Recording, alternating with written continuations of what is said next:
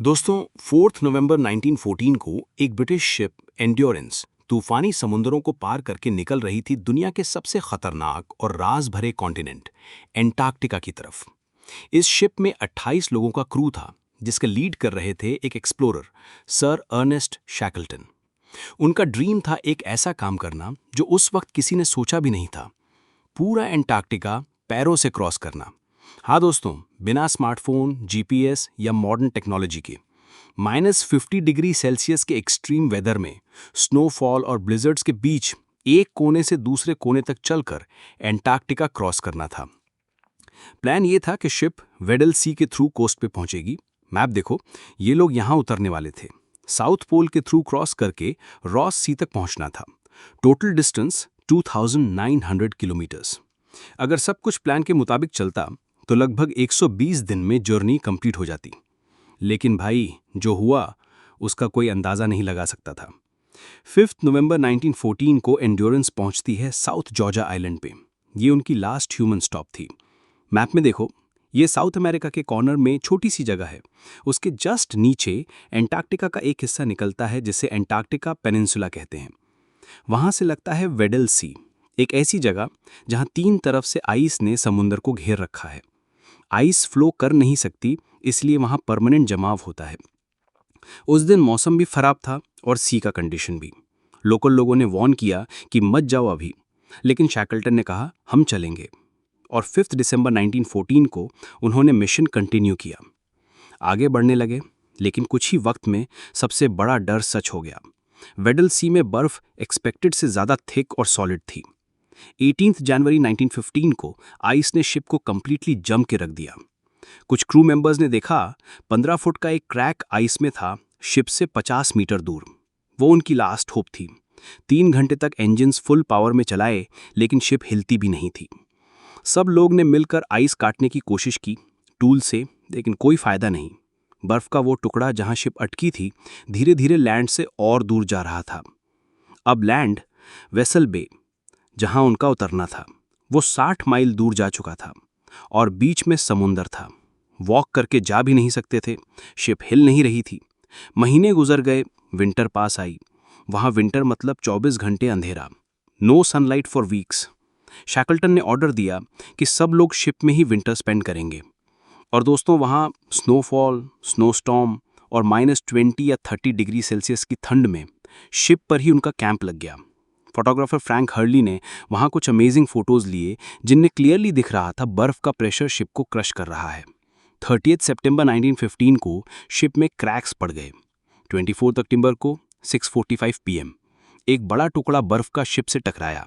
Endurance का stern post टूट गया और पानी अंदर घुसने लगा। क्रू 3 दिन तक पानी पंप करते रहे। टेम्परेचर था -8.5 डिग्री सेल्सियस, लेकिन हिम्मत नहीं हारी। आइस को काटने की कोशिश की गई, लेकिन कोई फायदा नहीं। आखिर में शैकल्टन ने कहा कि सब लोग शिप छोड़ दो। एक क्रू मेंबर टॉम मैकलीड ने कहा हम में से कोई घर वापस नहीं जाएगा। शिप 9 महीने से आइस में फंसा हुआ था। 27 अक्टूबर 1915 को एक जोर का धमाका सुनाई दिया। शिप का पिछला हिस्सा 20 फीट ऊपर उड़ गया, रडर और वुडन पार्ट्स टूटकर बिखरने लगे। शिप का आगे का हिस्सा पानी से भर गया। थैंकफुली तब तक सब क्रू सेफ तरीके से निकल चुके थे। पानी आइस में बदल गया और उस एक्स्ट्रा वेट की वजह से शिप का आगे का हिस्सा डूबने लगा। जब शिप डूबा, शैकल्टन का सपना भी साथ डूब गया। एंटार्क्टिका क्रॉस करने का ड्रीम। अब एक ही क्वेश्चन था, क्या हम जिंदा वापस जा पाएंगे? ना रेडियो, ना टेलीफोन, दुनिया से कोई कांटेक्ट नहीं। ये लोग एक फ्लोटिंग आइस शीट पे अटके हुए थे, साउथ पोल के बीच समुंदर में। वहीं एक बड़े बर्फ के टुकड़े पे उन्होंने कैंप बनाया। पहला काम, बिलोंगिंग्स चेक करना। क्या है हमारे पास? 3 छोटी बोट्स, एक स्लेड, कुछ पर्सनल सामान और सिर्फ 1 महीने का खाना, बस। सोना मुश्किल था, ज्यादातर लोगों को आइस पे ही सोना पड़ता था। सब चिपक कर सोते ताकि फ्रीज ना हो जाए। और भाई, वहां तो किसी शिप का आना भी मुश्किल था। 1 साल से किसी इंसान को नहीं देखा था। कोई हेल्प एक्सपेक्ट नहीं थी। शैकल्टन के पास सिर्फ अपना एक्सपीरियंस और फेथ था। लेकिन सवाल ये था कि वो फेथ कब तक जिंदा रखेगा सबको, और जब राशन खत्म हो जाए तो क्या करेंगे? और सबसे इंपॉर्टेंट बात, वो आइस शीट कभी भी टूट सकती थी। लैंड जरूरी था। Having been through hell, this desolate this uninhabited lump of land felt like heaven. ये थे उनके क्रू मेंबर के अल्फाज जो फाइनली जमीन पर कदम रखकर बोले। लेकिन खुशी के इस पल के साथ एक सच भी था। एलिफेंट आइलैंड बिल्कुल सुनसान था। कोई मदद नहीं, कोई रेस्क्यू का चांस नहीं, सिर्फ बर्फ, सर्दी और हवा का शोर। शैकल्टन ने डिसाइड किया कि अगर सबको बचाना है तो किसी तरह हेल्प बुलानी पड़ेगी। अब सिर्फ एक होप थी, साउथ जॉर्जिया आइलैंड, जहां से उन्होंने एक्सपीडिशन शुरू किया था। वहां वेलिंग स्टेशन था और चांस था किसी को मिलने का। लेकिन दिखने में सिंपल लगने वाला ये मिशन एक्चुअली इम्पॉसिबल था, क्योंकि एलिफेंट आइलैंड से साउथ जॉर्जिया तक का रास्ता था 1300 किलोमीटर्स का, खुले समुंदर में, सबसे खतरनाक वाटर्स में, ड्रेक पैसेज। और इस ट्रैवल के लिए उनके पास सिर्फ एक छोटी सी बोट थी, जेम्स कार्ड।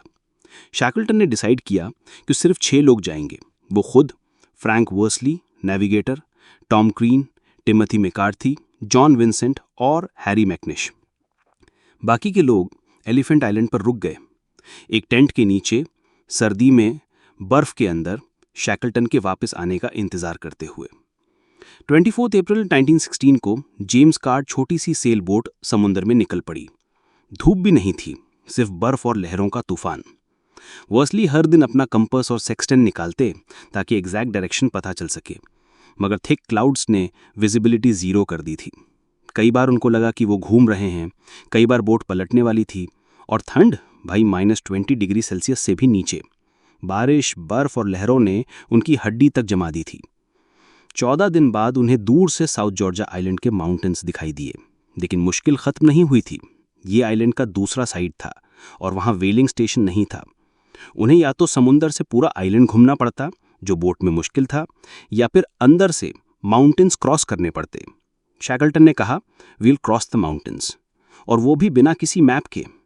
जो 3 लोग फिजिकली सबसे स्ट्रांग थे, शैकल्टन, वर्सली और क्रीन, वो चले 36 आवर्स नॉन स्टॉप ग्लेशियर्स और माउंटेन्स के बीच से, बिना रुके।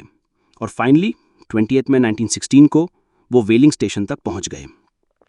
स्टेशन के लोग उनको देखकर शॉक में थे। झले कपड़े, लंबी दाढ़ी, पतले हुए चेहरे, कोई पहचान नहीं पा रहा था। शैकल्टन ने सिर्फ एक बात बोली, I am Ernest Shackleton, my men are on Elephant Island, we need to rescue them. Whaling station के लोग सुन के हैरान रह गए। अर्नेस्ट शैकल्टन को मर चुका समझा जा रहा था, लेकिन असली स्ट्रगल अब शुरू हुई थी, रेस्क्यू मिशन। शैकल्टन ने तुरंत एक शिप अरेंज करने की कोशिश की, लेकिन प्रॉब्लम यह थी कि साउथ जॉर्जिया में कोई ऐसी शिप नहीं थी जो इतनी बर्फ तोड़कर एलिफेंट आइलैंड तक पहुंच सके। पहली कोशिश हुई, फेल हो गई। दूसरी कोशिश हुई, फेल हो गई। तीसरी शिप भी फेल हो गई। बर्फ और वेदर इतना खतरनाक था कि कोई शिप एलिफेंट आइलैंड तक नहीं जा पा रही थी। हर बार आइसबर्ग्स रास्ता बंद कर देते थे। 4 महीने हो चुके थे और एलिफेंट आइलैंड पर बचे हुए 22 क्रू मेंबर्स दिन गिन गिन के गुजार रहे थे, सर्दी, भूख और उम्मीद के बीच। उनका बस एक ही सवाल था, क्या शैकल्टन वापस आएगा? फिर आया वो दिन, 30 सितंबर 1916। एक चिलियन टग बोट बर्फ से लड़ती हुई एलिफेंट आइलैंड के पास पहुंची और दूर से देखा गया कि कुछ लोग छोटी छोटी रोशनियों से सिग्नल दे रहे हैं। शैकल्टन बाइनोकुलर से देखता है, आंखों में आंसू आ जाते हैं। They are alive. एक भी बंदा मरा नहीं था, पूरा क्रू सेफ था। जो रेस्क्यू किसी ने सोचा भी नहीं था, वो हो गया। सब 28 लोग, जिन्होंने 497 डेज एंटार्कटिक के बर्फ में गुजारे, वापस जिंदा लौट आए। और ये थी शैकल्टन की लेजेंडरी एंड्योरेंस एक्सपेडिशन। एक सफ़र जहां वो एंटार्कटिका को क्रॉस नहीं कर पाए, लेकिन इंसानी हिम्मत, लीडरशिप और सर्वाइवल की मिसाल ज़रूर बन गए। सर अर्नेस्ट शैकल्टन का नाम आज भी लीडरशिप और क्राइसिस मैनेजमेंट के मास्टर क्लास के तौर पर लिया जाता है। उन्होंने अपनी ड्रीम तो सैक्रिफाइस की, लेकिन एक भी आदमी को नहीं खोने दिया।